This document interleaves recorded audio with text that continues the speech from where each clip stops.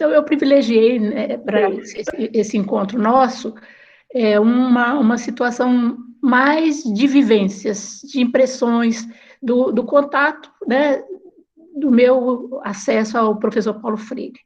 Primeiro, acho que até é interessante eu contar um pouquinho dessa minha trajetória. Como você colocou, Gabriel, eu sou pedagoga, fiz um curso de pedagogia que, na época, não era um curso valorizado, porque foi um curso emergencial proposto pelo Estado para adequar as políticas públicas da época. Eu fiz no Instituto de Educação. Então, foi um curso, assim, eu diria assim, recheado de metodologias, de práticas, de didática, e esvaziado das questões mais amplas de discussão filosófica, etc. Então, para ser sincero, eu não conheci Paulo Freire no meu curso de pedagogia. Eu fui conhecer, ter acesso ao primeiro livro dele, quando eu estava trabalhando num local inusitado. Eu estava no norte do Brasil, estava em Serra do Navio, a 200 quilômetros de Macapá, numa vila de uma empresa extremamente direitista, né? Na verdade, era um dos apoiadores do Movimento 64, que tinha tudo sob controle, né? Tudo. A vida das pessoas girava em torno daquela empresa. E tinha uma lojinha que vendia revistas. Eu fui lá nessa lojinha, encontrei Pedagogia do Oprimido. Entende? Num local onde não se admitia nenhuma fala de esquerda, eu encontro um livro do Freire. Tá. Fui conhecer o livro do Freire, fiquei um tempo grande nessa empresa, trabalhei, etc. Tem várias questões. E, posteriormente, eu fui fui estudar, fui para o Amapá, né? Trabalhei no Amapá muito tempo, e depois fui para a PUC de São Paulo estudar. E foi muito interessante, porque eu havia, como sempre acontece, às vezes a gente já recebe um sinalzinho, olha, talvez seja legal você se aproximar da professora X, né, que vocês têm algumas afinidades, porque na época a gente que escolhia orientador, não era o orientador que nos escolhia. Então eu tinha uma indicação para procurar a professora Ivani Fazenda. E assim foi, não me preocupei, passei o primeiro semestre, o segundo. No final do ano, o professor Quisotti, que era o coordenador, me chamou e falou assim, Geralda, porque você está sem orientador e o Paulo está voltando para o programa, então pensei de te indicar, porque você vai trabalhar políticas públicas e tal. Aí, eu muito mineiramente, né, e de certa forma quase infantil, eu disse assim, professor, mas eu conversei com a professora Ivani, e ela se dispôs a me aceitar no próximo período, já encaminhei.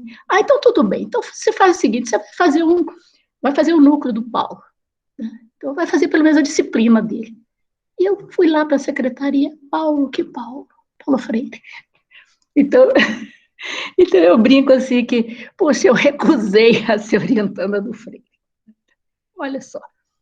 E fiz o núcleo, nesse núcleo, nós éramos 6 alunos e 5 professores. Tinha Ana Maria Saúl, tinha o Alípio, então, ele estava voltando após a gestão na prefeitura de São Paulo, então era um momento privilegiado para o programa inteiro, né? Porque, na verdade, o programa currículo tem muito esse olhar do Freire, né? Ficou essa marca no programa.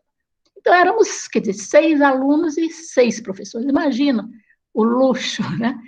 Eu dizia, assim, às vezes me incomodava quando as pessoas queriam falar muito, eu achava que a gente tinha que ouvir o Freire, porque ele já estava velhinho, debilitado, né? Mas eram momentos assim, de tanta riqueza, sabe? De encantamento, eu diria, sabe? Momentos assim, privilegiados. A gente saía dali como se não contasse as viagens de Belo Horizonte nas madrugadas, de ônibus, o frio, essas coisas, tudo passava, porque era aquele bem-estar muito grande. Né? E aí, o que eu posso contar um pouco desse meu olhar? O que eu via? Primeiro, uma força incrível daquele homem, sabe? Assim, fisicamente, já muito desgastado, mas com uma energia, com uma força, sabe? Com entusiasmo, e ele parecia que se iluminava nas aulas, sabe? Era uma pessoa iluminada, né? Então, se de um lado tinha essa energia, eu poderia dizer que também eu percebia muito rigor, sabe? No sentido dele reforçar muito conosco o sentido do ser professor, da responsabilidade que essa função nos passa, né? Então, ele dizia que não aceitava aquela fala, tipo laissez-faire, eu estou aqui para aprender com vocês, o que vocês quiserem. Não, ele diz, não é isso, o professor é mediador, mas ele tem um lugar diferente, um lugar específico. Né? Então, eu via muito esse rigor nele, nessa fala. Mas, ao mesmo tempo, a amorosidade. Gente, como era carinhoso, né? Como era gentil, como era meigo aquele homem. E dentro dessas passagens, né, eu estava voltando à pedagogia da autonomia que os seus alunos trabalharam, né, e fica muito forte aquela questão do que ensinar não é transferir conhecimento, mas é auxiliar em termos de exemplos, de situar, de mediar esse processo. Eu me lembro muito bem de algumas falas dele. Por exemplo, ele dizia para a professora que está lá vamos dizer, na favela, né, na comunidade, né, trabalha com alfabetização. Como que ela pode fazer um trabalho de modificar, vamos dizer, de mudança, de transformação?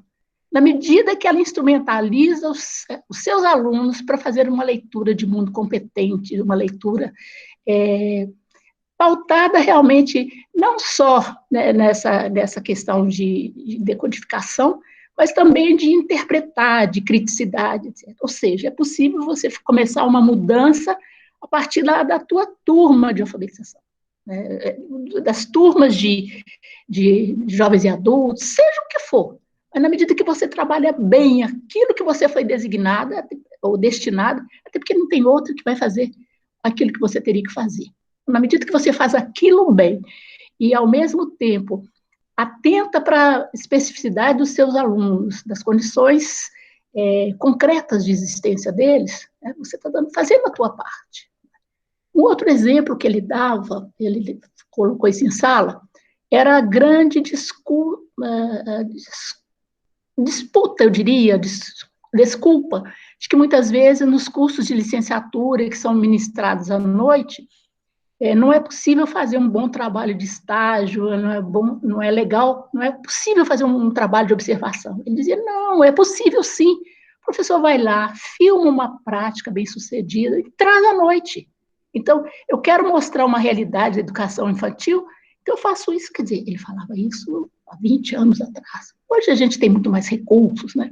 Mas eram situações muito simples. Eu diria que das qualidades do Freire era tornar o difícil fácil. A gente até foi um dos professores da PUC que fez um comentário no vídeo, né, sobre isso, que ele tinha uma facilidade de fazer com que as pessoas se sentissem mais inteligentes, porque conseguiam interpretar e perceber aquilo que ele falava. Né? Eu tive a oportunidade, não sei se eu estou falando muito rápido, eu tive a oportunidade de assistir a alguns eventos lá na PUC. Né? Um deles foi com o Papert, Seymour Papert, que tem, inclusive, esse evento, eu estava nessa salinha, eram umas 40 pessoas, que na época era a maior referência da questão da computação. Né?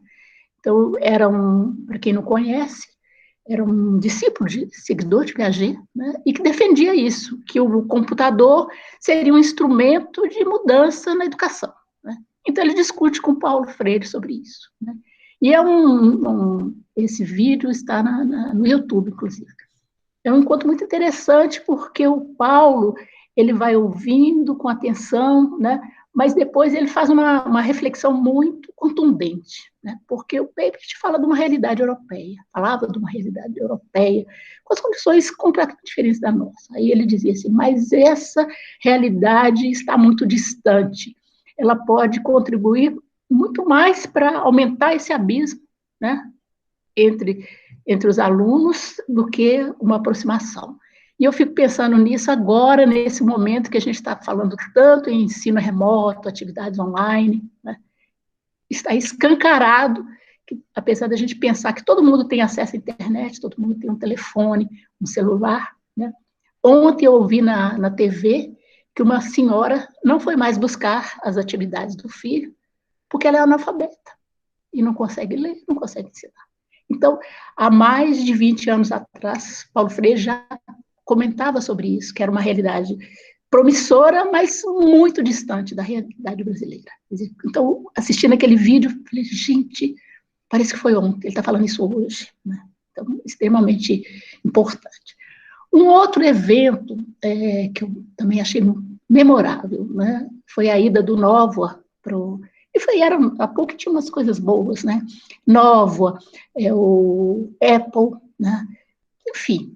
Então, ele fez um diálogo sobre formação de professores com Nóvoa, eu diria assim, inesquecível, né? No sentido de colocar os desafios e de reativar aquela preocupação desse cuidado com a formação docente.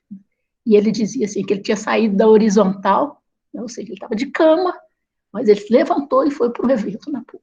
Então, sempre assim, com uma energia, com uma garra como eu nunca vi. Um outro momento que eu diria que foi muito interessante é que aos poucos eu fui percebendo que o Freire era muito mais valorizado fora do que aqui no nosso país. Não era conhecido, ele era, de certa forma, até ignorado em muitos cursos de pedagogia, em muitas universidades, né? E eu fui fazer um curso, foi com uma mudança de legislação, nessa época eu estava no Cefet, em Belo Horizonte, eu fui participar foram os primeiros movimentos sobre a introdução da educação, dos cursos de tecnologia no Brasil, da educação tecnológica, né? Então, foi um curso de extensão ministrado pelos professores de Oklahoma.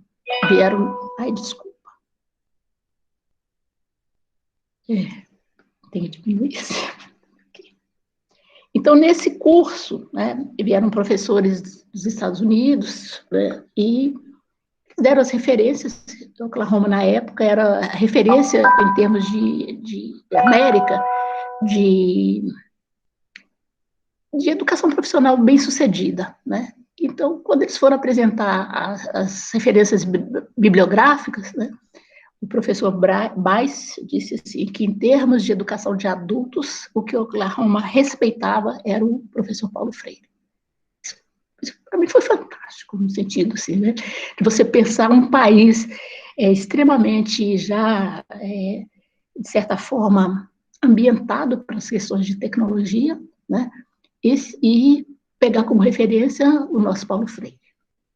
E, de certa forma, foram situações nesse sentido, né, que eu tive a oportunidade de perceber.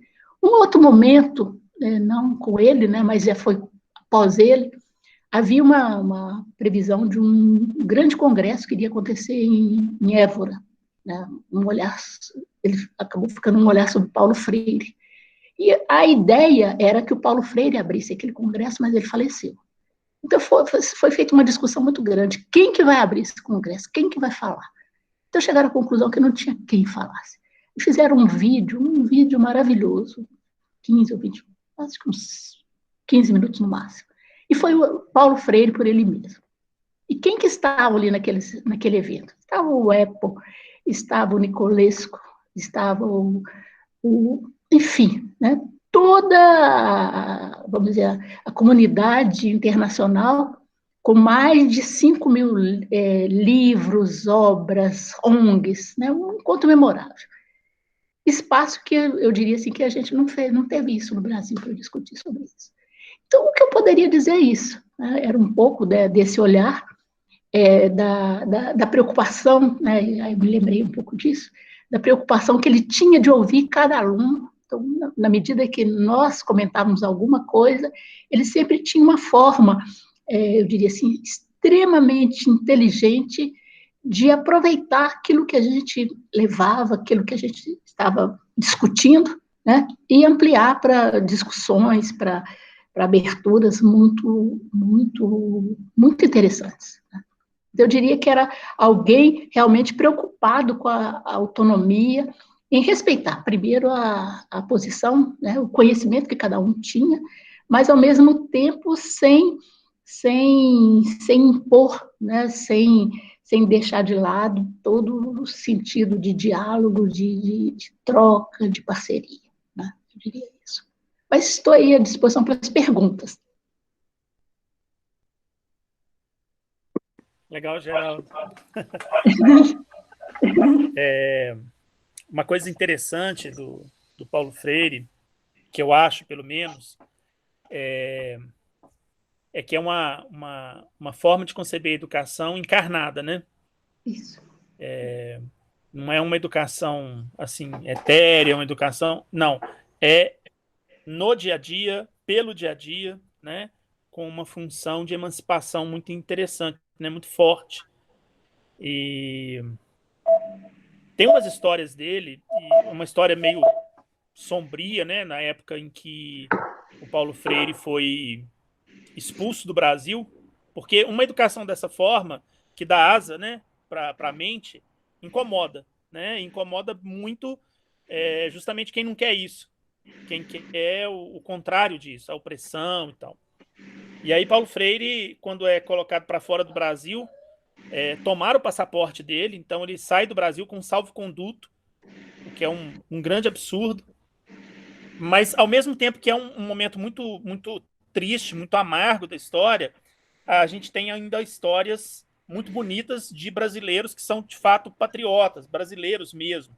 No bom sentido, essa palavra patriota perdeu, ela se dilui muito hoje em dia, né?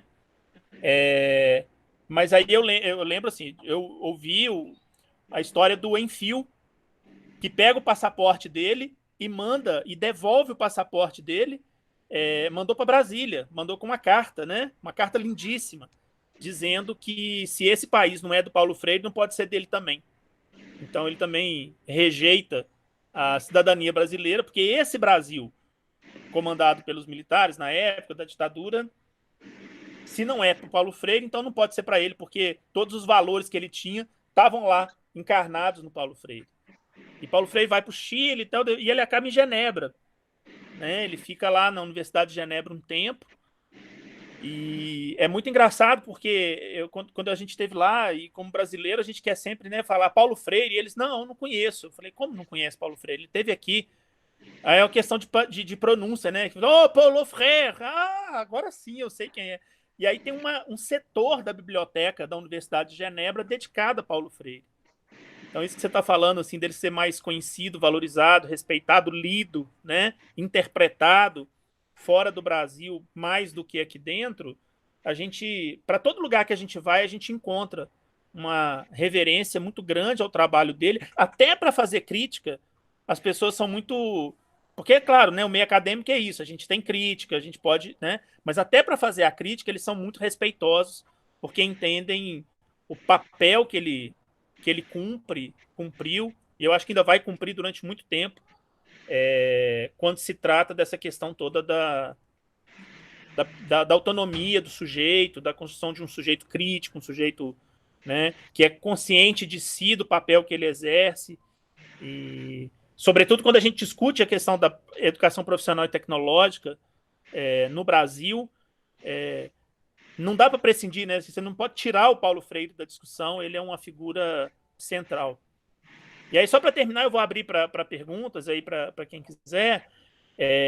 Você citou um fato, eu li essa reportagem da mãe que desistiu, né, de pegar o material fornecido pela Secretaria de Educação aqui, né? Porque ela é analfabeta, ela disse, eu não vou poder ajudar meu filho.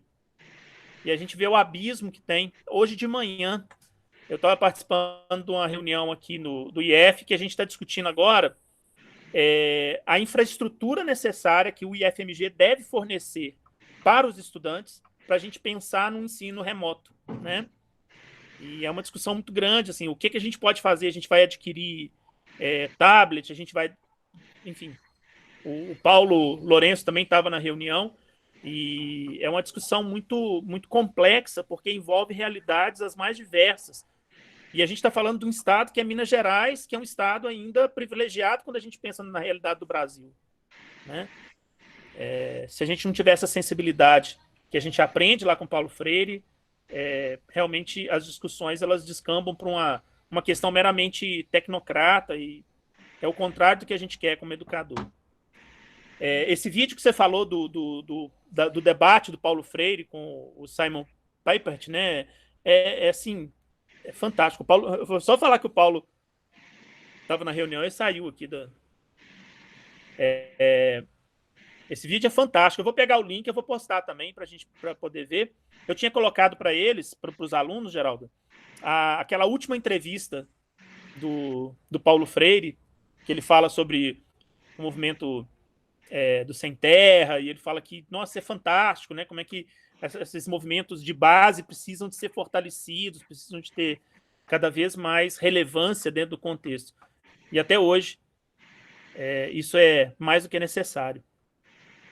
Pessoal, alguém gostaria de fazer alguma colocação, alguma pergunta? Eu tinha pedido, até como provocação, como trabalho, para que eles pensassem numa pergunta que eles fariam ao Paulo Freire. Teve gente até que falou assim, pô, você sacaneou, porque uma pergunta só é muito pouco, né? Eu tinha inúmeras. Mas está aberta a palavra, gente. Quem quiser se manifestar, por favor, fale aí.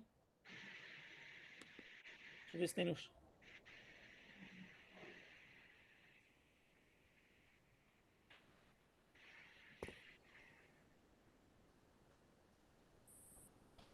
Pessoal meio tímido assim para participar. Na sala de aula eles não são assim não, sabe? Gabriel, enquanto eles pensam, eu estou me lembrando de uma situação que eu tinha pensado falar e acabei esquecendo. É o seguinte, o Freire, um outro evento que eu assisti na época foi denominado o simbólico e o diabólico, né?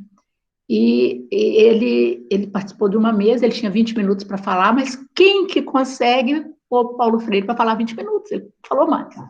E a fala toda dele foi dirigida ao Dom Paulo Evaristo Arnes, que era o chanceler da PUC na época.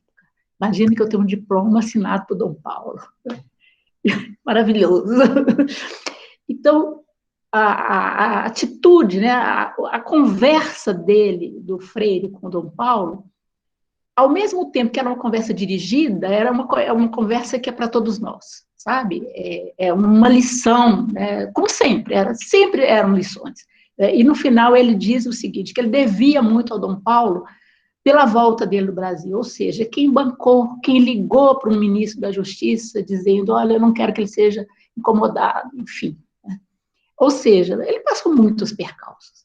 Ele contava algumas questões para a gente, enquanto ele andava lá em Genebra, a adaptação de costumes, né? todo um processo, um período na África, outro período no Chile, né?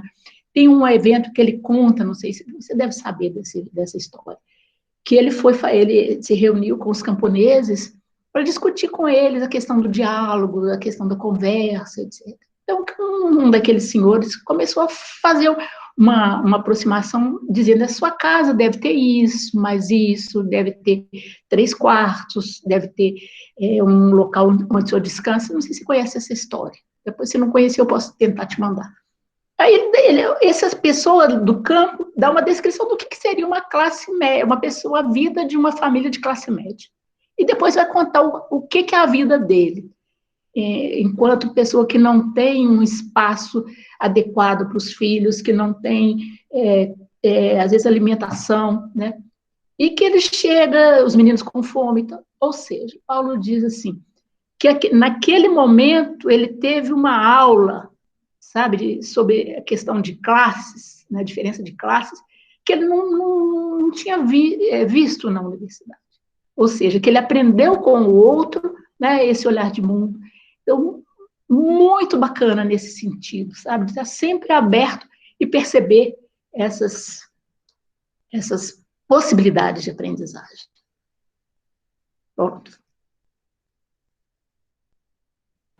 Fantástico. Eu queria só fazer um comentário, porque eu acho lindo essa coisa, assim, essa experiência que você, né, Geralda, teve com ele, e quando você fala que ele era um homem pronto para o embate, né, embate que eu falo é ideológico, político, né, educacional, e, ao mesmo tempo, esse homem carinhoso. Né? Tanto é que eu acho que essas coisas, esse contraste aí, isso é próprio do ser humano, né? E isso fica muito forte e na sua fala, e no seu jeito de ser, sabe? Como isso fica nas pessoas, né?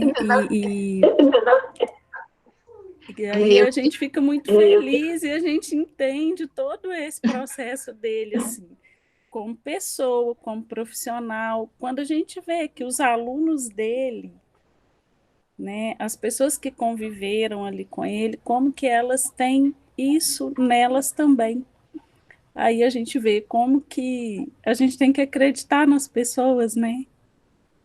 E acreditar que vai ser melhor, sabe? E aí é só nem é uma pergunta, é um comentário. E que eu estou muito feliz de assim, perceber isso traz um bem muito grande. Viu? Muito obrigada. Obrigada, Andressa. Eu acho que todos nós, Gabriel, você, os alunos, né, todos professores.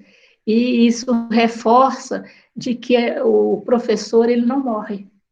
Ele continua, as ideias dele continuam perpetuando nas posturas dos seus alunos. Então, vai ser isso um pouco comigo, com o Gabriel, com você e com todos os outros que estão aqui. Não tem jeito. Aquilo que marca, que teve significado, é inesquecível. Geralda, tem um participante aqui, o José Antônio. Ele é meio... acho que ele está meio tímido, mas o Zé Antônio me orientando, tadinho, né? Merecia coisa melhor. A pesquisa dele está na área da avaliação das aprendizagens. E o produto educacional que ele está construindo é uma oficina de itens para, assim, no sentido de tentar melhorar o processo de avaliação dentro da educação profissional e tecnológica. A gente sabe que isso é um desastre. E aí ele pediu para fazer a pergunta aqui. Pergunta aí como Paulo Freire fazia a avaliação dos seus alunos. Bem, a gente, no curso dele, a gente trabalhava com avaliação mais dissertativa, não era uma avaliação mais participativa, quer dizer, um espaço de um mestrado é diferente de uma educação básica, né? Mas eu diria assim, que ele dava uma importância muito grande à produção dos alunos, mas sem deixar de sinalizar para as questões que, de certa forma, não estivessem de acordo com as teorias, que fugissem as contradições, alguma coisa assim. Agora, só um comentário, Gabriel, se ele é seu orientando, melhor não, orientador não há. Especialista de avaliação. Isso lá no curso de especialização com a gente, escondendo o ouro. Bondade sua. Ô, gente, perguntas, não sejam tímidos. Se temos aqui alguma...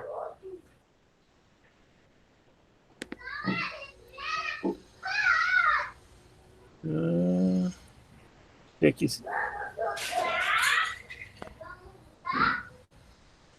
O Rafael quer fazer uma pergunta. Vai lá, Rafael.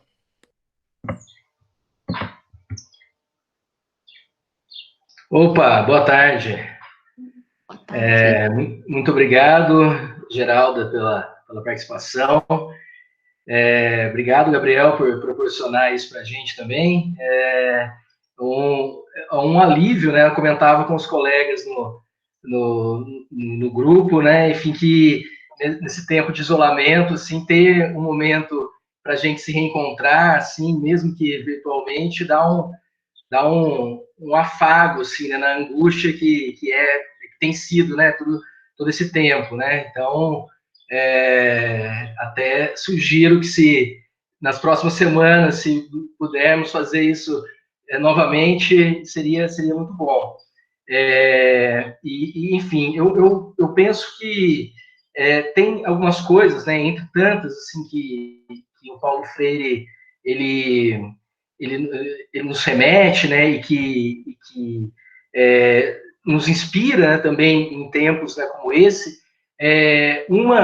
Duas delas que eu queria chamar a atenção e aí fazer minha pergunta à Geralda e também ao Gabriel, ou quem quiser comentar. Uma delas eu me tenho interessado muito por personagens, né, por intelectuais que têm esse aspecto da esperança, né? Assim, acho que não é à toa, né, pelo tempo que a gente está vivendo, que o sentimento de esperança, a palavra esperança, ela está meio fora de moda, né? Assim, a gente não consegue ver muitas saídas, né? E o Paulo Freire, o que seduz muito também, apesar do rigor da escrita, né, e o rigor que você comentou ali, que ele tratava as aulas e a função do professor, enfim, ele sempre deixava algo em aberto, né, assim, para a transformação. E isso acho muito interessante, né? É um romântico, né, assim, de certa maneira, mas um romântico não longe de ser vulgar, né? Assim, é uma pessoa, um intelectual que não abria mão de alguns princípios, de algumas premissas. E outra coisa que me chama a atenção é a figura do intelectual público. Assim, eu acho muito interessante isso ao longo da história, né, dos intelectuais do Brasil, assim, aqueles e aquelas, né, que se dispuseram em dar a cara, né, enfim.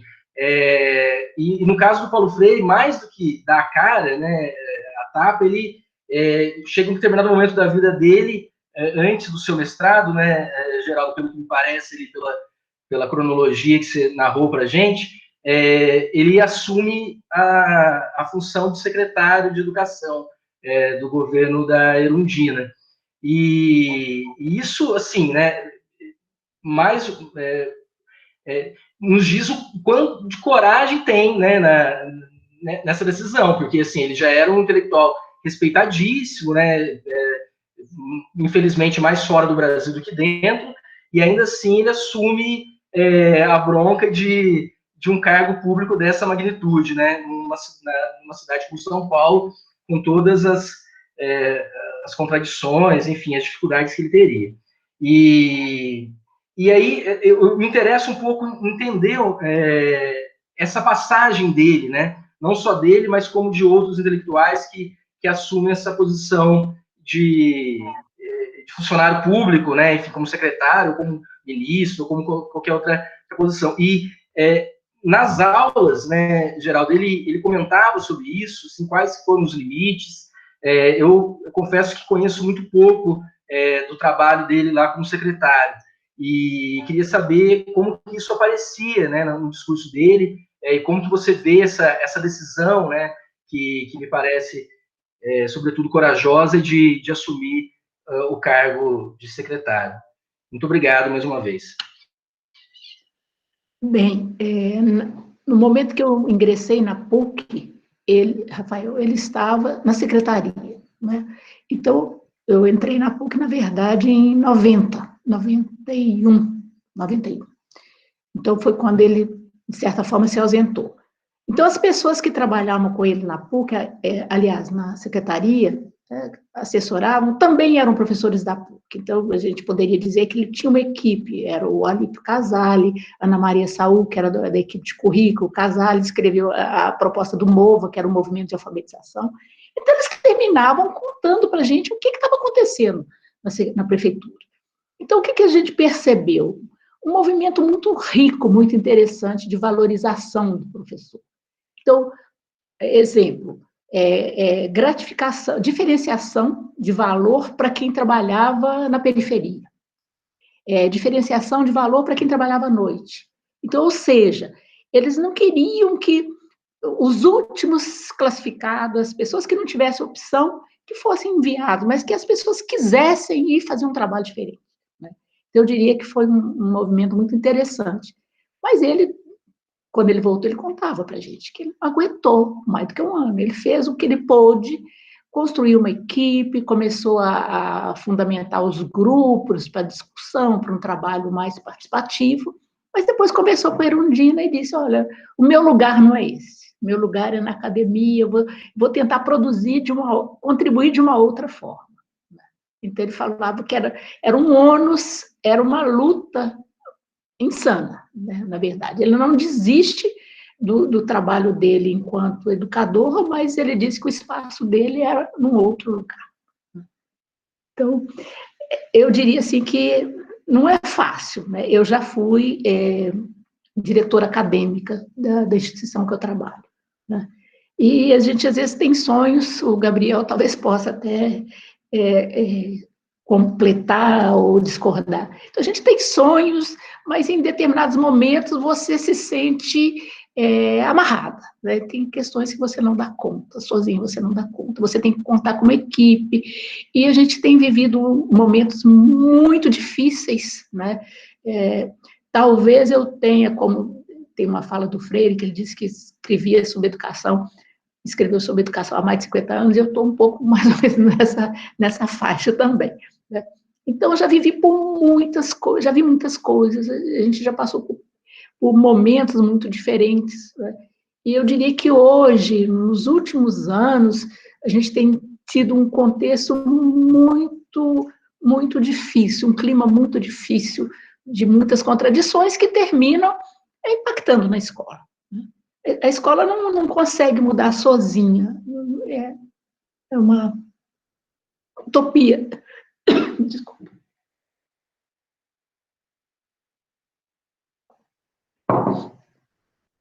Mas é um pouco isso. Não sei se são impressões. Geralda, isso é um problemão que a gente vive da esfera pública, né? Que são, assim, as barreiras que a gente tem às vezes. Mas, assim, vale a pena. Eu acho que a gente sempre tem que dar essa participação, né? Essa contribuição. Eu queria tocar num outro ponto que o Rafael falou, que é a questão do sonho, né? Eu vou chamar de utopia, porque era a palavra que o Paulo Freire usava. E no senso comum, quando a gente fala que isso é utópico, a gente está falando que é uma coisa que quase que infantil, né? Que não, mas o sentido da utopia que o Paulo Freire usava, pelo menos até onde eu consigo compreender, é de um norte que você coloca para poder fazer as coisas, né? Um guia que você vai colocar, algo que você projeta e que você vai colocar a sua energia para que aquilo dê certo. Pode não dar, né? Eu acho que muitos dos intelectuais dos anos 80, naquela fase que chamaram de redemocratização, diretas já, aquela coisa toda, tinham um sonho de um Brasil mais justo, mais igualitário, um Brasil que desse orgulho de dizer, né, que você é brasileiro e etc. E colocaram isso como norte e deram toda a sua energia criativa, todo o seu esforço intelectual e braçal, né, aquela coisa de lutar por isso mesmo, de ir para a rua. A gente olha hoje, né, o governo que a gente tem e fala, putz, não deu certo, né? Mas não é isso, assim, a utopia como sentido da força que te move a realizar as coisas porque você acha que essas coisas são corretas, né? E aí eu acho que é nesse sentido que o Paulo Freire tinha muito isso, né? Essa força, vamos falar assim, essa força moral para poder dizer, olha, eu acredito numa sociedade melhor e eu vou lutar onde eu puder lutar por isso. E reconhecer que a gente não dá conta de tudo, a gente não é super-homem, né? Essa passagem dele pela educação num governo Erundina, porque é importante dizer isso, né? Não era um governo qualquer, que foi sucedido pelo Paulo Maluf. Depois da Erundina entrou Paulo Maluf na prefeitura. E tem uma frase dele que saiu na Folha de São Paulo dizendo assim, ó, foi manchete: Paulo Freire acusa Erundina de ter pago as contas da prefeitura. Isso saiu na Folha de São Paulo. Você vê o buraco que a gente entrou depois disso. Mas, e aí ele reconhecer, que dizer, olha, tentei, fiz o que eu pude, montei a estrutura, mas essa vida, vamos falar assim, política, nesse nível, político partidária, não é para mim. Eu vou lá para a academia e minha trincheira é lá. Né? A gente tem que ter também essa clareza de onde é que a gente vai brigar, né? Onde que a gente é mais útil. Né? E eu acho que ele tinha uma consciência muito forte sobre isso. Quando você fala, a imagem está um pouquinho distorcida, não sei se vocês estão me ouvindo. Tranquilo, tranquilo. Tá, Acho que às vezes então, a conexão... Aqui eu comentei que fazer uma pergunta. A internet é 5 megas de rádio. Pode fazer a pergunta. Beleza. Mara, a palavra é sua.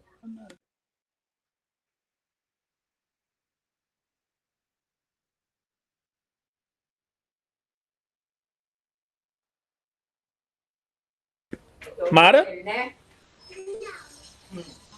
Você está sem... Liga o microfone. Agora sim. Desculpa.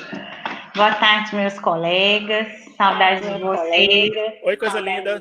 Gabriel.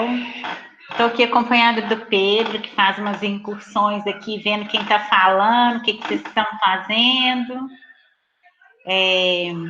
Professora Geralda, no exercício que o Gabriel pediu para a gente fazer, eu fiz uma questão que vou tentar aqui fazer para você e para o próprio Gabriel, para o pessoal que quiser pensar sobre isso também.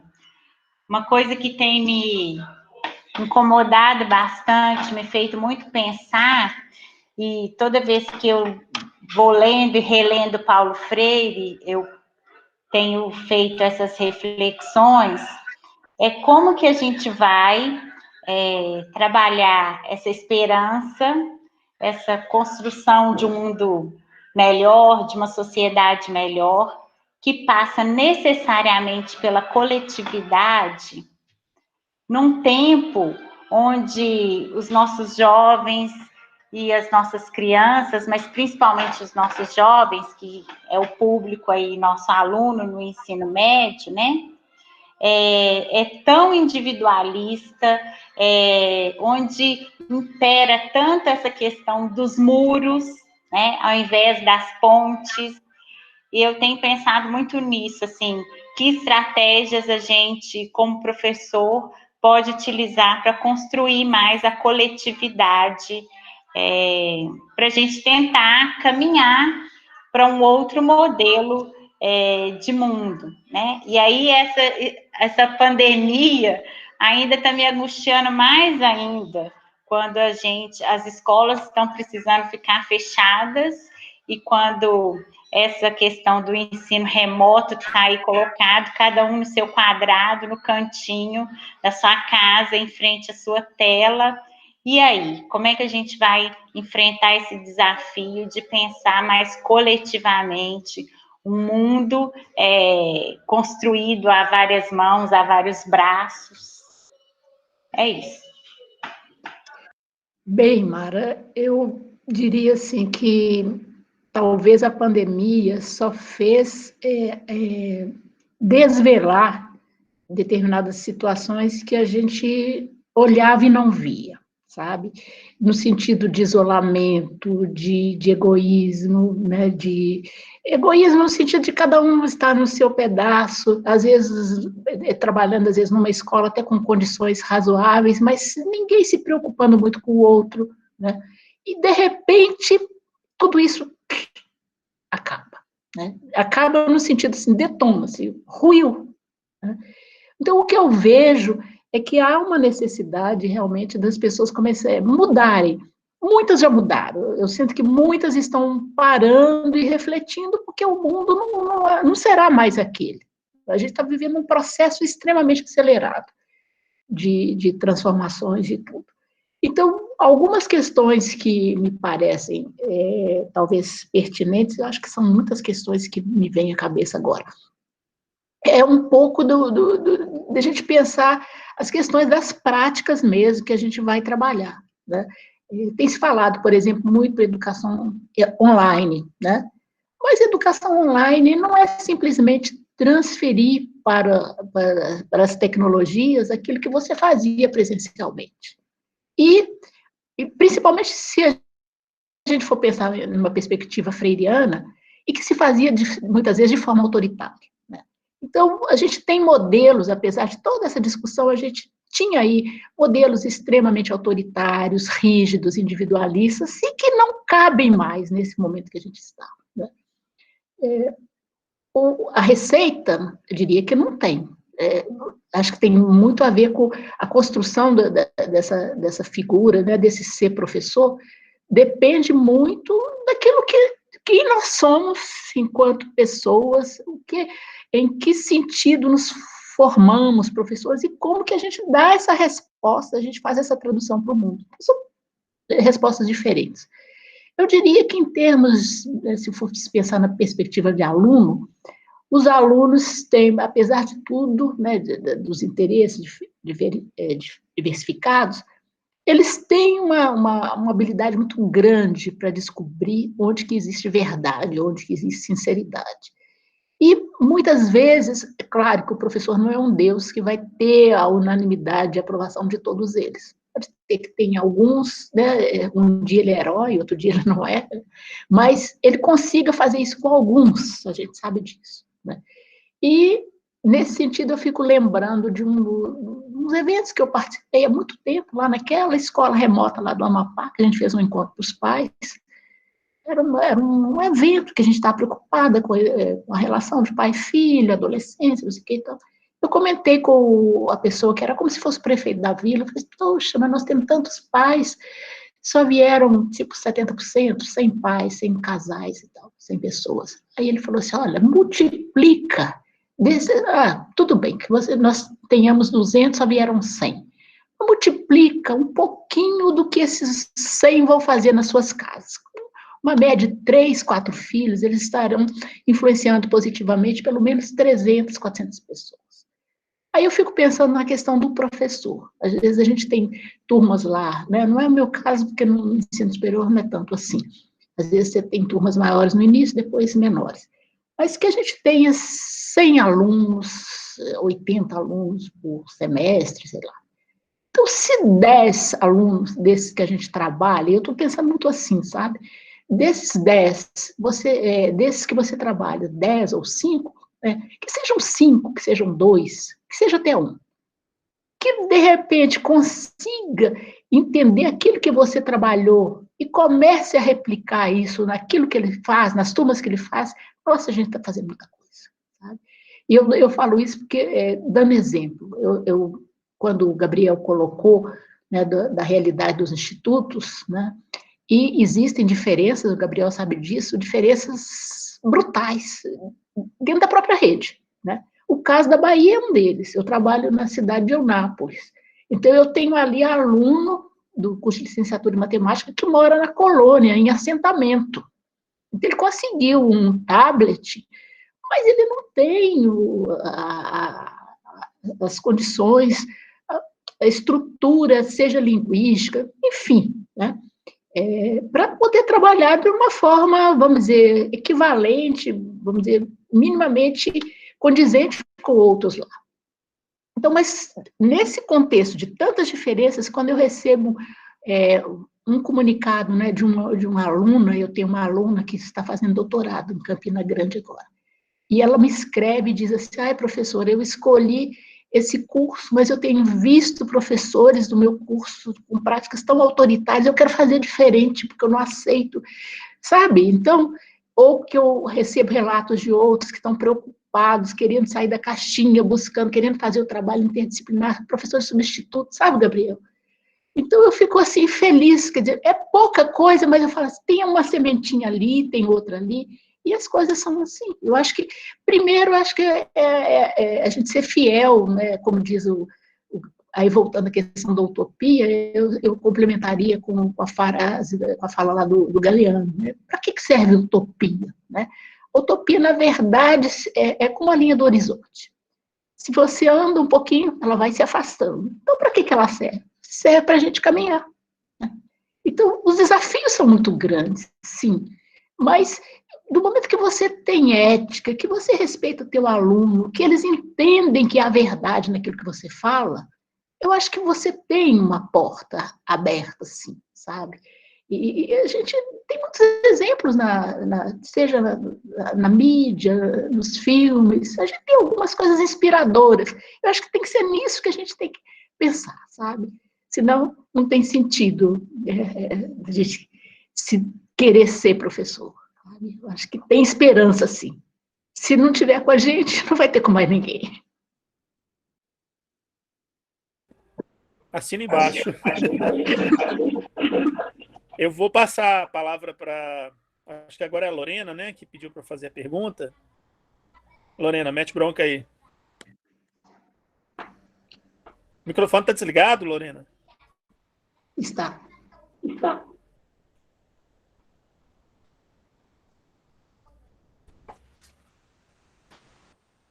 Tem que ligar o microfone, Lorena.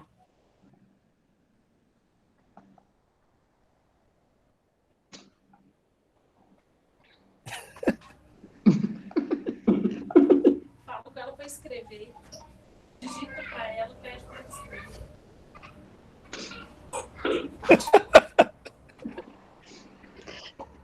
Tá, passar para o Wilkes, então. O Wilkes vai fazer a pergunta, enquanto a Lorena liga o microfone.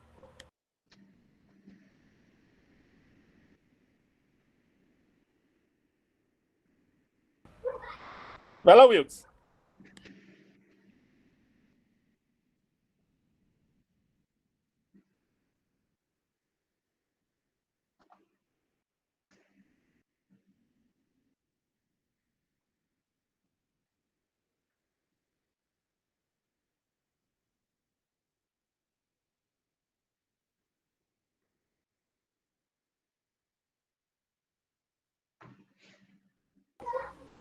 Wilkes.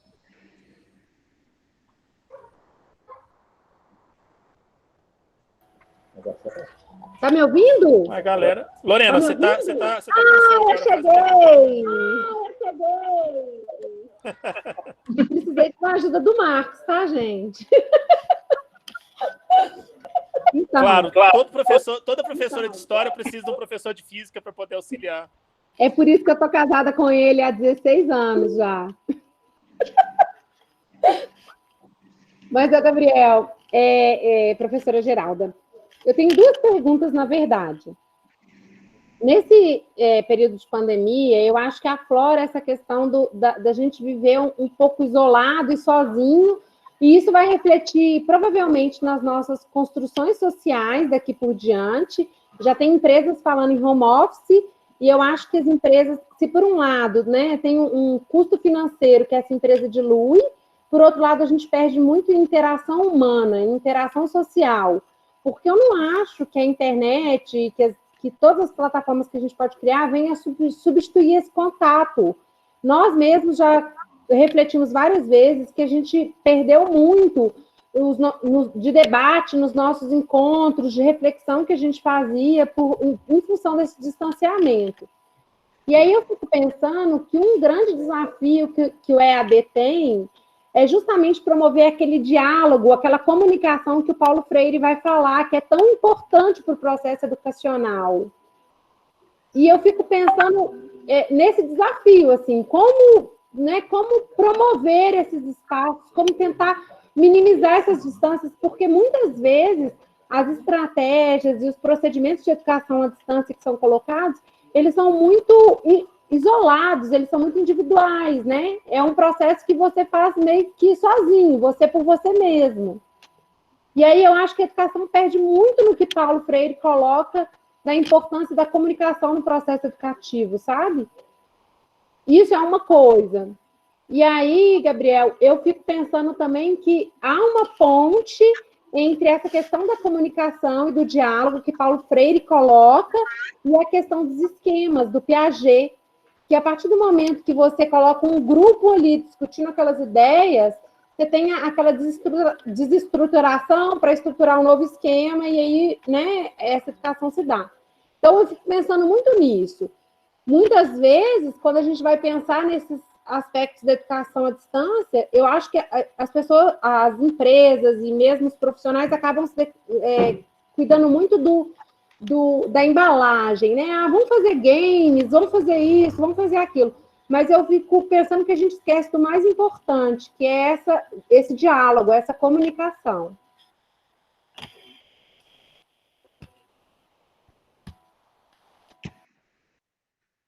Você fala, Gabriel?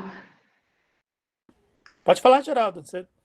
Bem, eu estou participando de um curso de capacitação, vou situar um pouco para vocês, lá pelo Instituto. Foi meio que em cima da hora, eu me inscrevi, e as discussões são muito nessa linha que você coloca, sabe, Lorena? Há uma angústia, existem pessoas que começaram o curso já contra, não dá certo, aí levando as questões políticas, etc. Enfim, é todo um contexto.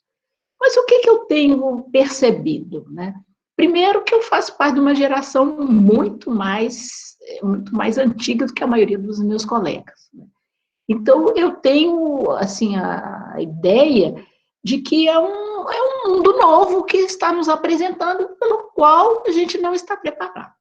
É como se, de repente, eu lembro aí, não sei se tem alguém que já transitou pela questão da alfabetização, nos anos 80, com as ideias da Emília Ferreira sobre alfabetização, né, que as pessoas começaram a questionar, não tem sentido alfabetizar pela cartilha e tal, de repente tira a cartilha da escola, pronto. Alguns professores, era como se tivesse perdido o chão, ficaram sem referência. Então, hoje o que eu vejo é um pouco isso, sabe? Sem a possibilidade das aulas presenciais, nós, professores, que fomos... a gente, afinal de contas, não foram só os anos de formação que a gente teve. Toda a nossa trajetória da educação, para quem fez educação infantil até agora, foi com a educação presencial, foi o que a gente aprendeu. E, de repente, isso não vale mais. Quer dizer, claro que eu vejo, assim, perfeitamente compreensível que as pessoas realmente não entendam e não saibam onde estão, né? Agora, que é um caminho, de certa forma, sem volta, eu acho que também é. Muita coisa, não vou dizer que eu comungo da ideia que, de repente, está tudo certo. Não é por aí. Mas que esse movimento serviu para a gente refletir muito naquilo que a gente tem feito e que, de repente, talvez não dê resultado. Eu tenho casos, eu trabalho no curso de licenciatura de matemática, eu ouço os relatos, a gente que trabalha com disciplinas pedagógicas, sem querer, você fica às vezes na saia justa de ouvir certos relatos dos meninos, né? Mas então, tem situações que os alunos colocam, assim, de professores quase que em cima de um tablado, fazendo uma conferência, certo? E que não tem sentido, não tem diálogo, né? Tudo aquilo que o Freire falava. Então, não é porque é presencial que a gente pode dizer que tem diálogo, nem sempre tem. E pode ser que, às vezes, uma atividade bem trabalhada, bem planejada, porque, na verdade, aí eu vou defender um pouquinho, pelo que eu aprendi, que a educação online, ela tem que passar, ela não começa pela questão do domínio da técnica, mas ela começa pelo domínio, pela compreensão dos aspectos pedagógicos que ela envolve, certo? Então, que é uma questão nova para todos nós, sabe? Mas eu diria que, como o Freire colocava, ele deu exemplo foi até na palestra do Papert mesmo, que ele dizia que ele tinha um neto que fazia misérias lá com fita de vídeo, não sei o quê, e ele não sabia nada daquilo, né? Ele escrevia à mão, né? Enfim, era um outro movimento. Mas eu diria assim que nós temos uma capacidade muito grande de aprender. E acho que do momento que a gente se volte, tem essa abertura para o novo, acho que é possível incorporar os aspectos positivos, não diria aspectos positivos, né? Mas aqueles aspectos fundantes do Freire, de diálogo, de respeito ao outro, de observar a questão do contexto, para pensar práticas numa outra dimensão. Não sabemos ainda bem como fazer isso. Mas se a gente não esquecer dessas questões orientadoras, eu acho que a gente dá conta, sim. Eu tenho que acreditar por aí. Não sei se...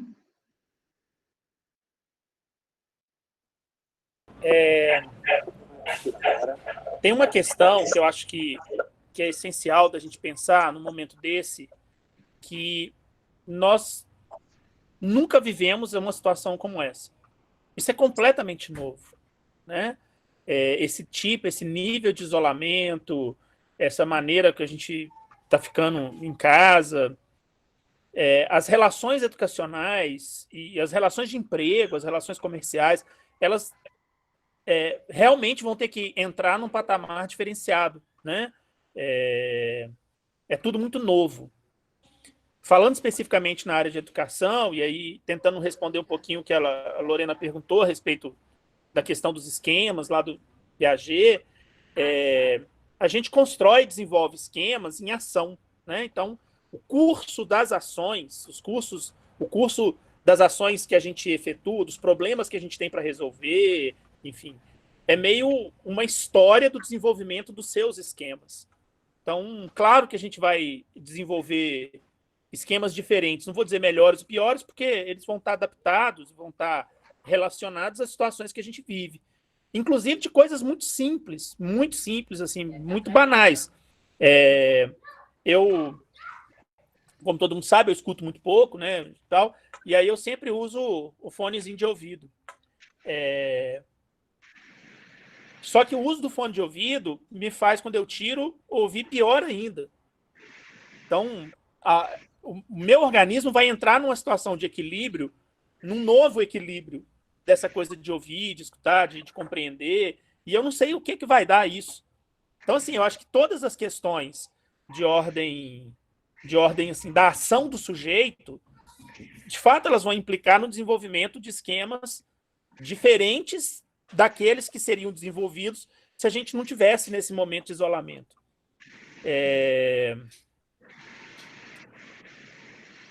Onde que a gente vai chegar, eu não tenho a menor ideia, né? Eu acho que a Geraldo falou isso, quer dizer, é uma coisa nova, é uma relação que a gente está ainda em curso do aprendizado, a gente está meio que aprendendo a fazer as coisas conforme as coisas vão acontecendo. E quando a gente reflete isso na área de educação, na área sobretudo para a educação de jovens, né, de adolescentes, a coisa fica muito mais aguda, porque há uma relação muito fácil de fazer, mas eu acho equivocada, dizer assim, esses meninos eles já nasceram no paradigma da informática. A gente sabe que não são todos, alguns sim, mas isso não significa dizer que esse paradigma da informática seja o mais adequado para o aprendizado.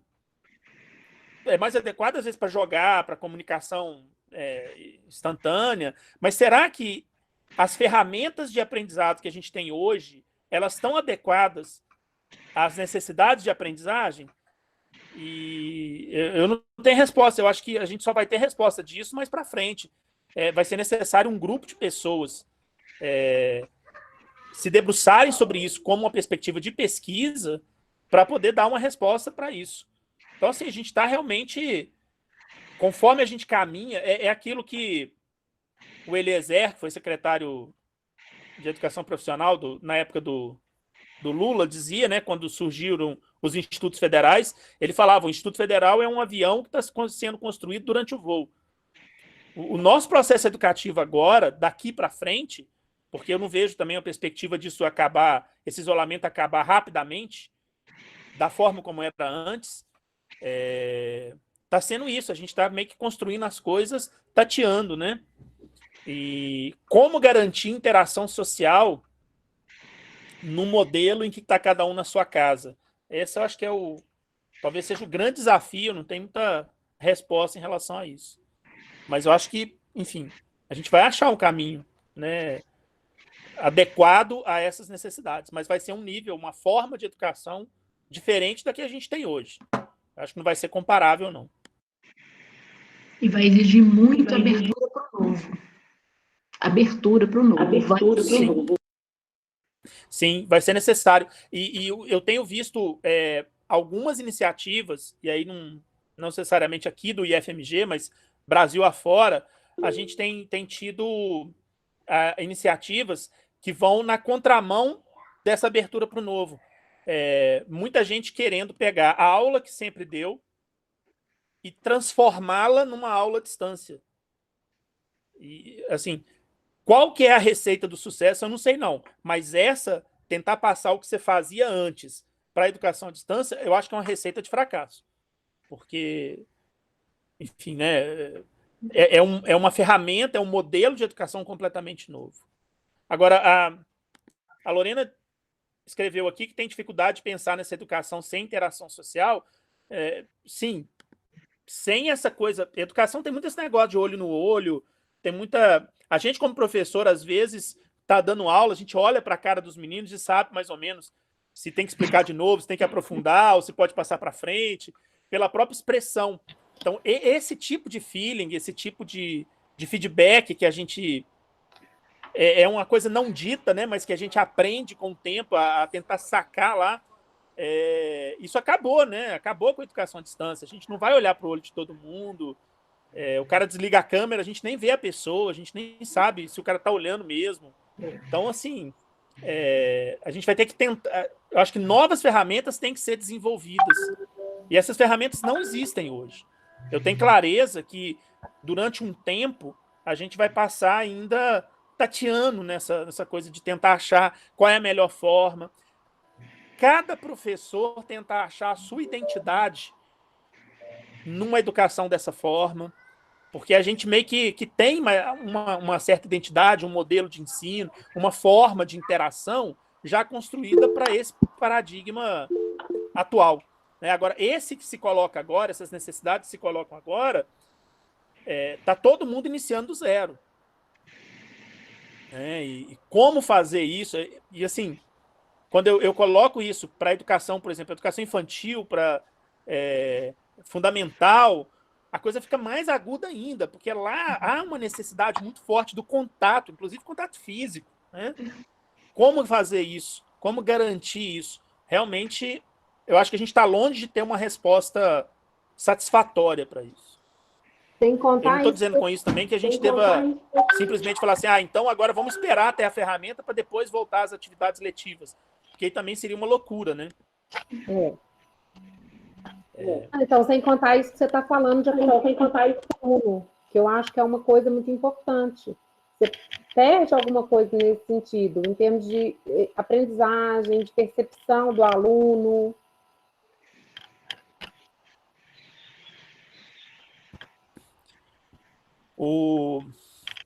Aplicar o modelo que a gente sempre aplicou para essa situação agora, eu acho que assim, tão maluco tentar fazer uma coisa dessa quanto a gente ter carro e querer sair correndo daqui, por exemplo, de Ouro Branco para Belo Horizonte e achar que vai ser uma viagem normal, tranquila, como eu faço de carro. Sabe? Não vai. Não vai.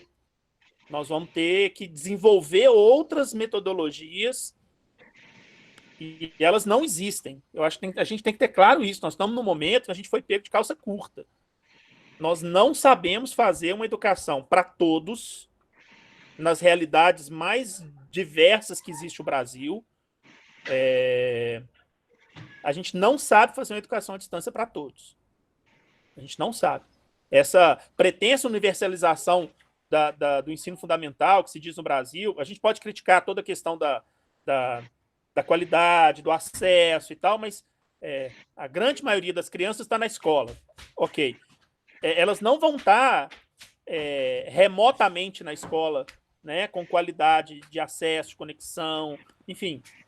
A gente tem que se reinventar mesmo. Eu acho que esse é um daqueles momentos que, como o Capra falava, é um ponto de mutação. Né? A gente agora chegou no momento em que ninguém sabe fazer. E ao mesmo tempo, a gente é chamado para fazer. Então, eu acho que é um problema... assim, é crucial isso hoje. Então, muita gente vai ter que se debruçar e pesquisar isso. E o que me parece sério, Gabriel, né, Lorena, é que mesmo com, vamos dizer, educação no formato presencial, a maioria das vezes a gente não dava conta dos desafios da escola. Né? estão aí os índices, né, os baixos rendimentos, as condições que os alunos chegam no ensino médio, chegam no ensino superior, né? Então, a gente já vivia uma situação caótica. Se a gente for ver, alguns lugares mais privilegiados, com condições um pouquinho melhores, outros não, porque o Brasil é de uma extensão continental, diferenças absurdas, né? Eu falo isso porque eu trabalhei do Amapá a Minas Gerais, né?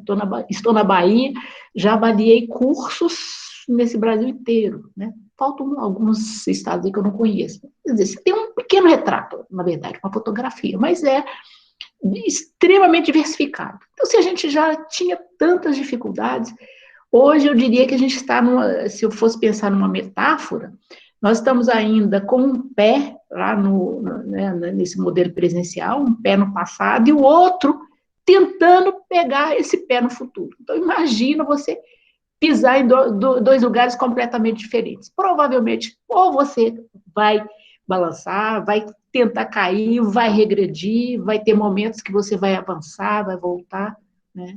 Acho que é um desafio para todos nós. Agora, você lembrou bem, quanto menores as crianças, maior a necessidade de interação. Não digo que o adulto não precise, mas a gente, pelas práticas, a gente vê que às vezes nem a graduação você consegue um trabalho de um certo nível com educação, vamos dizer, online. Você consegue isso na pós, com uma certa, porque os alunos já têm uma sistemática de atenção, de disciplina, então isso é mais fácil, mas antes nós não tínhamos. Eu diria assim, eu não tinha isso no meu curso de graduação. Eu tenho alunos que são mais focados, outros não. E, de repente, isso está posto da educação infantil até a pós-graduação. E aí?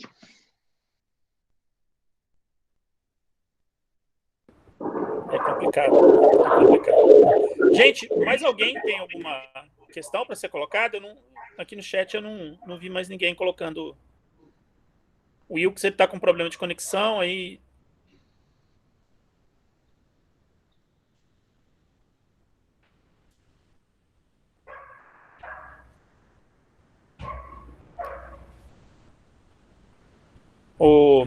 Você estava dizendo essa questão sobre a garantia numa aula presencial da aprendizagem, ou da interação e tal. E a gente fica lembrando de alguns professores, até que a gente teve, assim, daqueles que davam aula por quadro, né? Para eles, a aula ser à distância ou não ser, dá na mesma, né? Assim, porque o nível de interação que eles se permitiam também era muito, muito pequeno, né? Gente, tem alguém que tem mais alguma questão? Eu lembrei de uma... Eu vou tentar depois lembrar o nome da tese de um colega lá da PUC, foi depois que eu saí, mas ele discute essa questão do ensino, da educação à distância, e eu lembro bem de um questionamento dele. Será que o aluno que está na sala de aula, assistindo a tua aula, está de fato presente? Ele está de corpo presente. Né? Não, eu não tenho, eu concordo com várias dessas coisas. Eu tendo a achar que isso é só um meio, é só uma ferramenta. Sim, mas sim. Nesse ponto eu concordo, mas eu acho que a gente perde muita interação social. Assim, eu posso falar pelo mestrado, assim, eu acho que a gente perdeu algo a partir do momento que a gente deixou de encontrar com os nossos colegas de classe com uma certa regularidade, pautada em alguns debates. Então, eu acho que a gente perdeu algo nesse sentido. E esse ensino à distância, ele é um ensino isolado. Eu me sinto muito sozinha nesse processo, sabe? Então, é uma percepção que eu tenho, assim. É claro que a gente ainda vai desenvolver isso, mas eu fico muito preocupada com isso, assim, porque eu acredito muito na aprendizagem como partindo desse processo de interação. Então, é uma coisa que me preocupa bem. Lorena, até porque essa questão da interação social, ela vai além do ambiente de sala de aula, professor-aluno desenvolvendo um conteúdo, né? Tem todo o convívio que te ajuda a formar, até como pessoa, que é esse convívio exterior. Enfim, realmente a gente perdeu.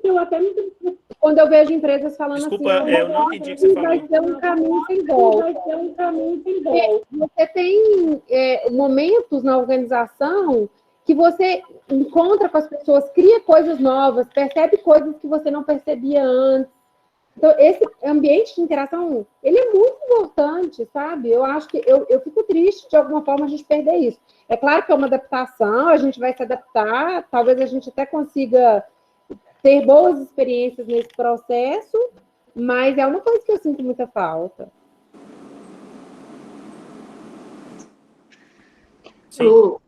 Lorena, eu concordo com você.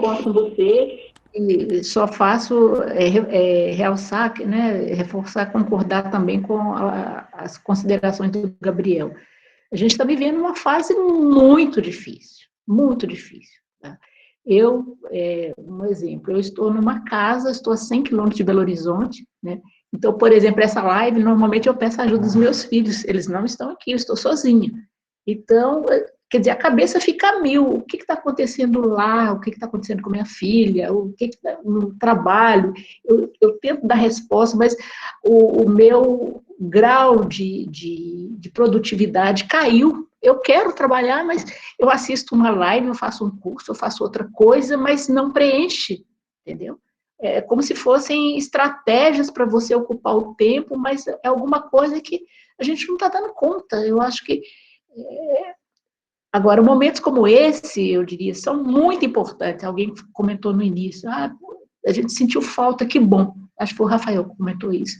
Porque a gente foi forjado nas interações, no contato, e um bom curso de mestrado, por exemplo, quando o professor faz o comentário de um trabalho de um colega, de repente aquilo que foi indicado para um te amplia, te enriquece, não precisa ser uma orientação para você, né? Mas e você cresce exatamente nisso. Eu tive um período, vou dar exemplo, meus pais estavam muito doentes e eu preferi me afastar da PUC por um semestre. Eu falei assim, eu vou dar mais atenção, não vou para a PUC, porque é viagem, é tempo, é dinheiro, aquela coisa toda.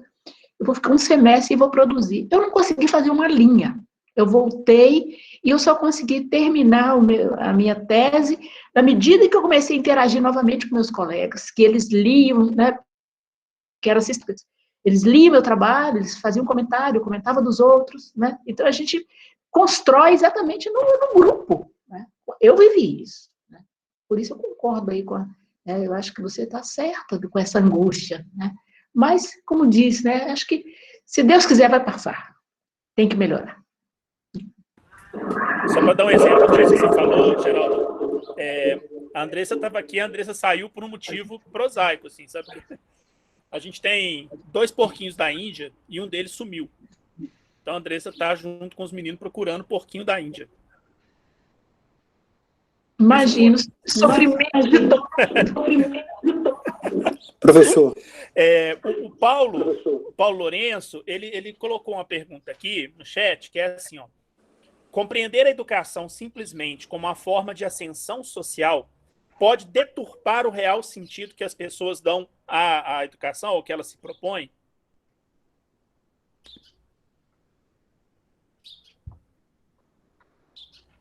Paulo, você quer completar? Você quer destrinchar um pouquinho mais a pergunta? Não. Nossa, tá tímido, hein? Eu não sei se eu entendi.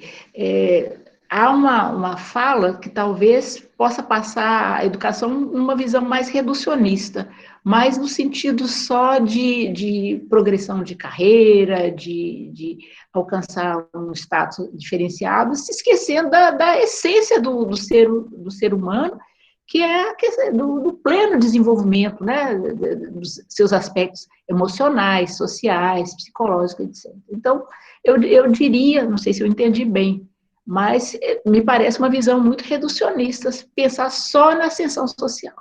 Tá? Apesar de que não era isso que o Paulo...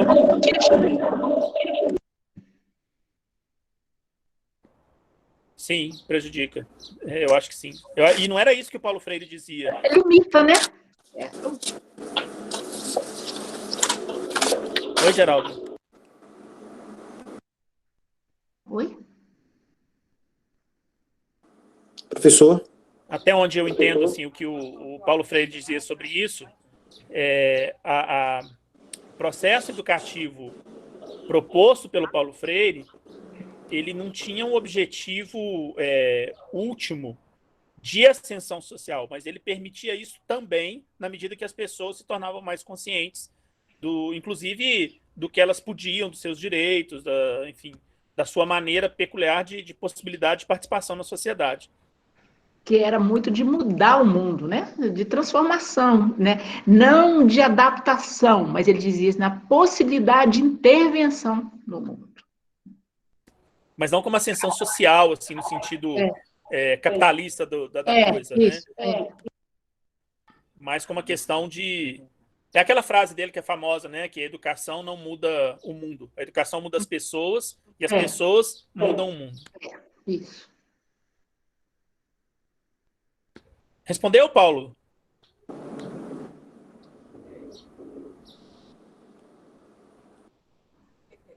Valeu.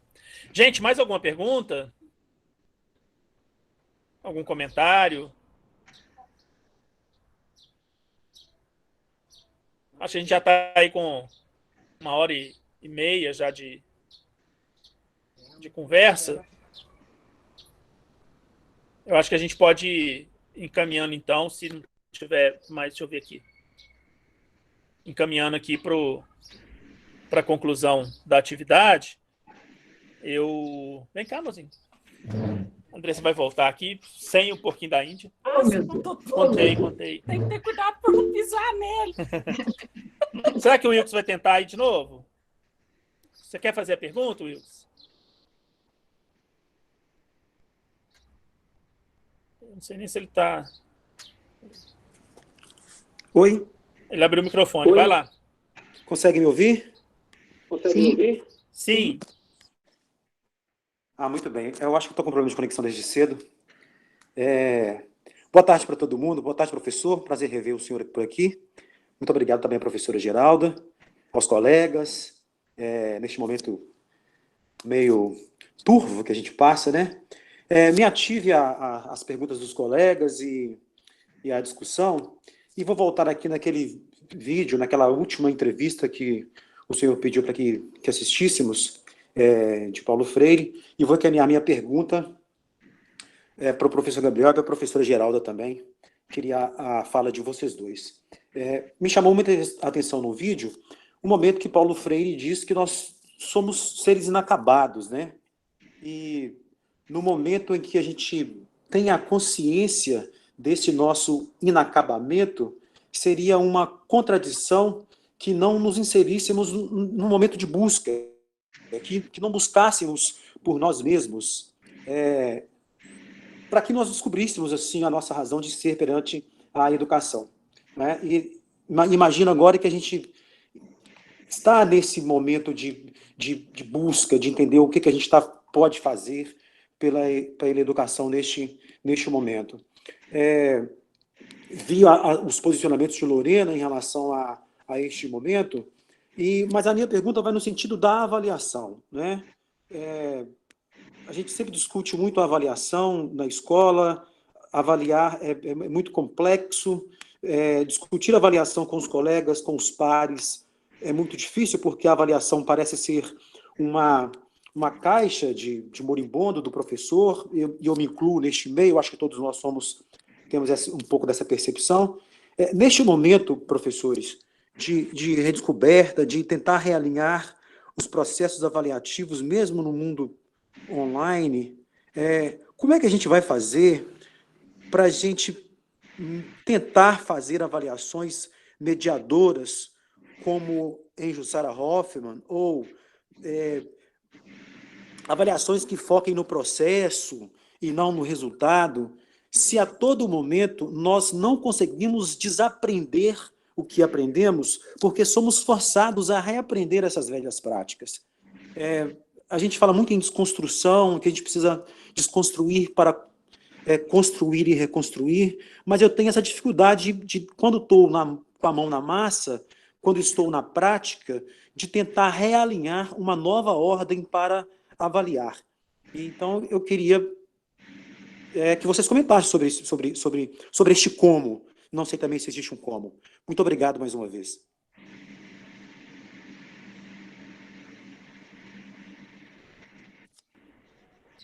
Começa aí, Geraldo. Posso começar? Desculpa, quem falou foi Wilkes, né? Wilkes. Eu vejo, não sou especialista em avaliação, né? Eu diria assim, que eu entendo a avaliação como parte de um processo. Né? E esse processo, ele necessita, carece de representar um diálogo permanente entre o professor e os alunos, no sentido assim, olha, o que nós vamos fazer nesse período? Nós vamos trabalhar isso. O que eu espero de vocês? Entende? Então, nesse caso, quando há eu estou falando de uma forma bem simplificada, eu vejo quando há uma relação bem direta do que eu faço, né, do processo que eu desenvolvo, do que eu espero desse processo, a questão da avaliação perde esse caráter punitivo, esse caráter assustador que normalmente vem sendo cultuado aí há décadas, sabe? Então, eu diria assim, talvez o grande desafio nesse momento é pensar que se a gente não desenvolver um processo assim, orgânico, refletido, planejado para as condições concretas que a gente iria enfrentar, então o problema, na verdade, ele não parece que não se evidencia nessa fase da ensinagem. Ele vai explodir no momento da avaliação, certo?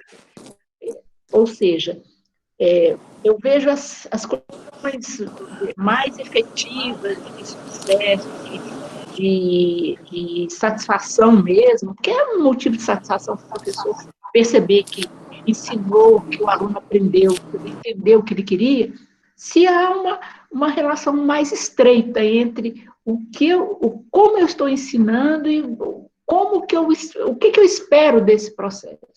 Então, na verdade, não houve muito isso, não deu tempo, como o Gabriel colocou, muita coisa que foi surgindo foi para ocupar um espaço para dizer que estão sendo desenvolvidas atividades, enfim, né? Diria assim, muito complicado, exatamente pelo contexto que a gente tem. Eu espero que no futuro, nos próximos meses, a gente consiga fazer um pouco isso, pensar, se for necessário, realmente, esse processo mais remoto, pensar o que eu espero do aluno, como que eu vou fazer isso e, de certa forma, como que eu vou verificar se isso aconteceu. Seria um pouco por aí, não sei. Isso aí, Geraldo. Eu tenho visto uma situação... Bom, a gente sabe que a situação é de excepcionalidade agora, mas ela é, para esse ponto de vista da avaliação, uma oportunidade, eu acho, assim, importante da gente pensar na avaliação formativa como a razão de ser da avaliação educacional. A gente não avalia para dar nota, a gente avalia para ver se a pessoa aprendeu. E como a gente não vai ter... Porque, assim, no ensino antigo, né, vou colocar antigo, assim, no ensino da forma como estava acontecendo antes do isolamento, parecia que os professores, pelo menos a maioria dos professores, tinham na cabeça a ideia de que eles eram infalíveis. Nós, professores, temos um pouco essa ideia de que, poxa, eu expliquei bem, o aluno tem que ter aprendido. Então, essa lógica dessa avaliação somativa, dessa avaliação em que eu atribuo nota e vai passar de ano e tal, ela, na verdade, ela não existe por si só, ela só existe porque há uma ideia de que a explicação, de que a aula do professor, ela é uma uma boa aula, uma boa explicação, e que ela está ali meio à prova de alunos. Quer dizer, qualquer aluno que aparecer lá tinha que entender aquilo, não é possível. A gente sabe que isso é falho, né?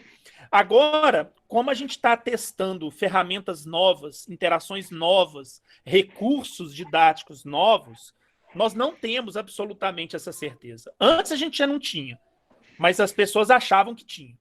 Agora, a gente está tateando no lugar em que a gente não sabe mesmo.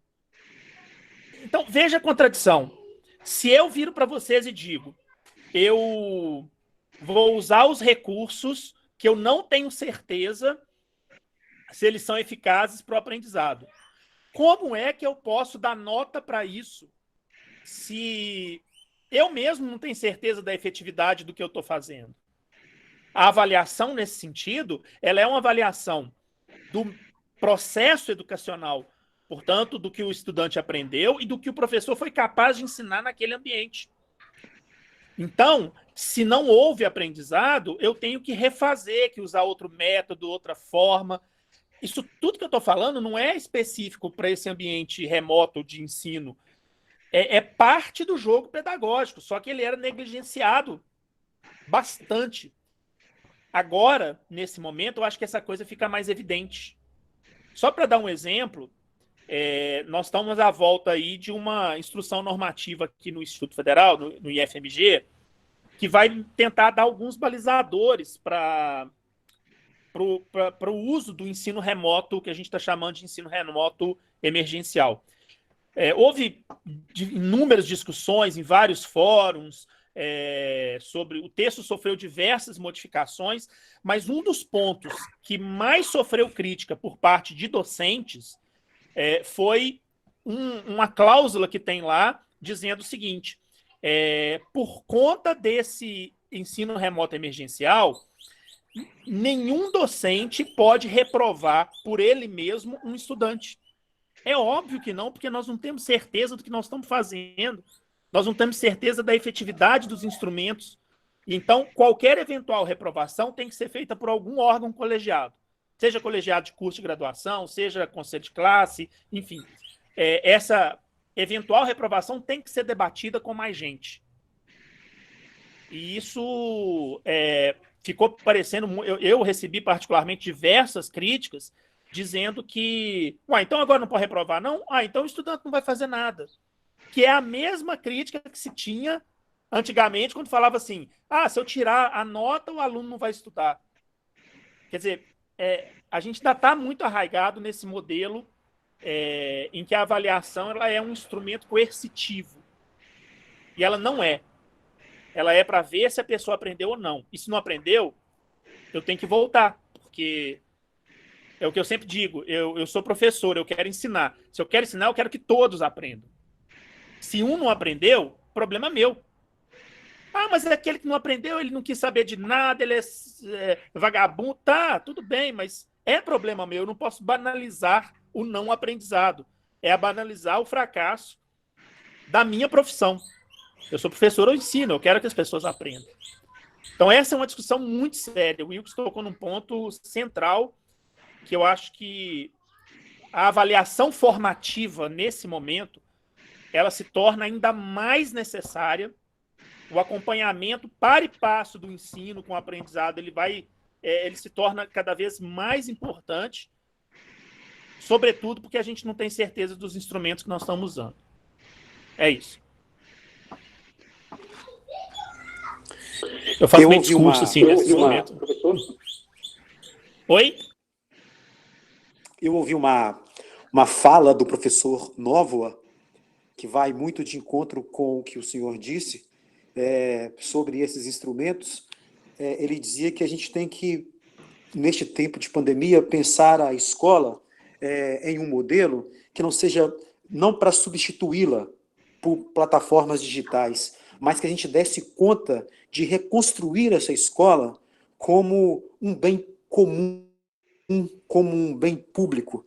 E eu consegui fazer um atalho, uma ponte com a fala também do professor Gaudêncio Frigoto, quando ele coloca que a educação será um bem público e avaliada como tal, através de todos os seus mecanismos, até que ela seja de fato um bem público, quando a gente tiver essas consciências críticas elencadas pela professora Geralda aí em Paulo Freire, de que a educação, ela deve estar inserida em um contexto que seja alimentada pelo fundo público, né?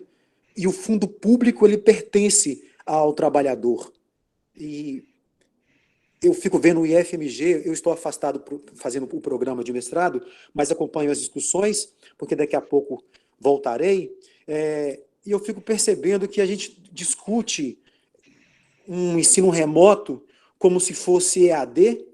Ontem eu ouvi uma palestra de Marise Ramos, do IF Goiano, e ela tentando pontuar muito categoricamente essa diferença entre EAD e ensino remoto. Ela imagina que nós não estamos fazendo nenhuma coisa e nem outra, como colocou a professora Geralda aí. A gente está num momento de talvez, não é fingir, né? Eu não vou usar o termo fingir, porque eu acho que é pesado, mas nós estamos perdidos, né, sem saber o que fazer ainda. E talvez essa consciência crítica, que nós não temos ainda, nos impeça de acessar a reclamar como nosso esse fundo público, né? Não há como a gente, neste momento, investir em educação pública com a AEC 95 em vigor, não é? Eu acho que penso eu que a primeira coisa, se as pessoas vão discutir ensino remoto, é discutir a queda da emenda constitucional 95. A partir dali é que a gente vai começar a pensar num caminho, né, professor? Imagine que não exista uma ação educativa institucional que não passe pelo investimento, que não passe pelo fundo público, como colocou o professor Frigoto. Tudo que for além disso vai ser voluntarismo. Então, voltando ao professor Novoa, quando ele diz que não fazer nada não é o caminho, né? Nós não podemos não fazer nada. Existem pessoas que estão esperando por nós. Existem estudantes nos mais diversos rincões de Minas Gerais e do Brasil à espera de uma ação docente.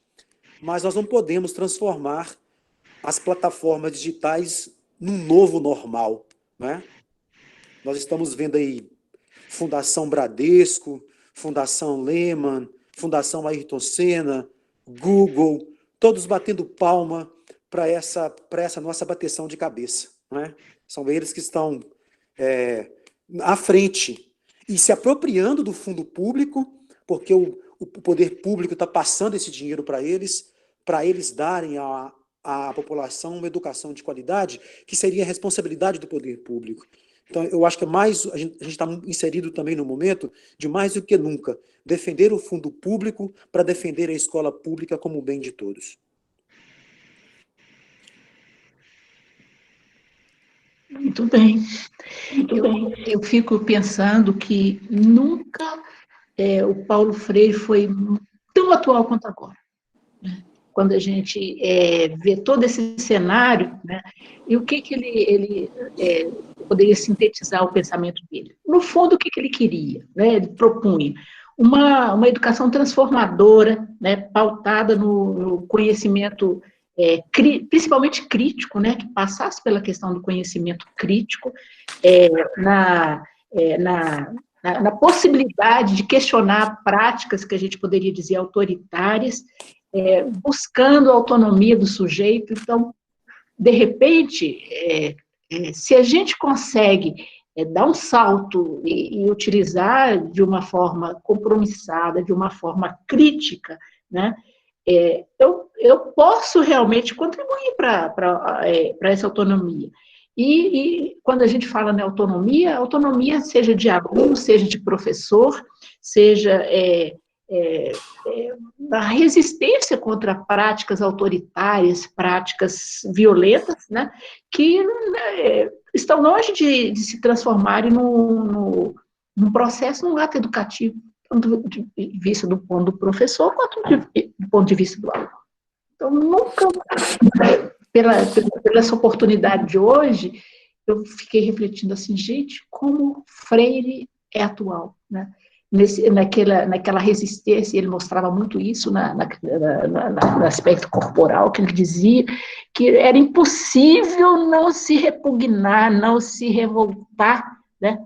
Mas, como dizia a Andresa, com uma fala que, ao mesmo tempo, era uma fala amorosa, era uma fala atenta, era uma fala respeitosa, era uma fala dialógica. Acho que é isso. Geralda, com essas palavras, fechou, assim, você conseguiu dar um fechamento fantástico para a aula. A gente já está agora 4 horas, que era o limite que eu tinha pensado, de 2 às 4. Então, eu queria, em nome de todos os estudantes que estão presentes, meu nome, em nome do IFMG, do ProfEPT, a Malu tá que fala aqui. A Malu tá comendo banana. Dá um oi para Geralda. Falou, oi, Geralda. Gente, que lindo. Oi, querida. Tá linda. Tá linda. Obrigada. Obrigado. Conta para ela onde você colocou o porquinho da Índia, por favor. Onde você colocou um pouquinho da Índia? Onde? Tá sumido ainda ou ela achou? Não, tá sumido. Não achamos o porquinho ainda. Mas eu queria te agradecer muito esse momento aí de partilha. Tenho certeza que foi muito rico assim, para todos os presentes. Como sempre, é muito bom te ouvir.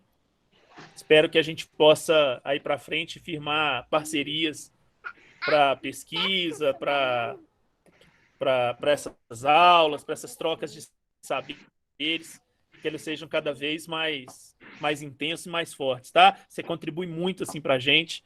Então, assim, de coração, te agradeço. Eu que tenho que agradecer. Foi um prazer enorme estar com vocês. Conte comigo sempre que precisar. Se for necessário, a gente tiver condições, eu teria o maior prazer de ir até Ouro Branco, conhecer, né, presencialmente todo mundo. Enfim, conte com a gente. Foi um prazer enorme. Andressa, muito bom te ver. Gabriel, família. Obrigada, Geralda. Alguém chamou aí, pode falar, gente. Obrigada. Sucesso, Lorena. Sucesso, Lorena. Joia. Pessoal, eu queria ver com vocês se só na semana que vem eu queria fazer um outro encontro desse para a gente discutir o tema da educação profissional, só que de tarde eu fui convocado para uma reunião. Aí eu vou mandar para vocês a possibilidade de a gente fazer na sexta de manhã, e aí a gente vai conversando lá pelo Classroom, tá joia? Vou encerrar, então. Agradeço muito, mais uma vez. Lá, ó, agora o Bernardo. Tá todo mundo dando tchau aí. Tchau, gente. Tchau. Tchauzinho para todos. Tchau, gente. Um bom fim de semana para todos. Geralda, curta aí a Serra do Cipó. Lugar maravilhoso. Parece que eu estou num freezer. Frio. Também. Valeu. Um grande abraço, Geralda. Tchauzinho, tá? De coração, bom fim de semana. Muito obrigado. Também. Tchau. Tchau. Tchauzinho, gente.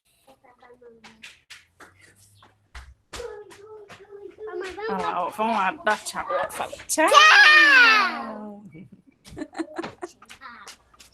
O pessoal disse que o cara que abre a sala tem que ser o último.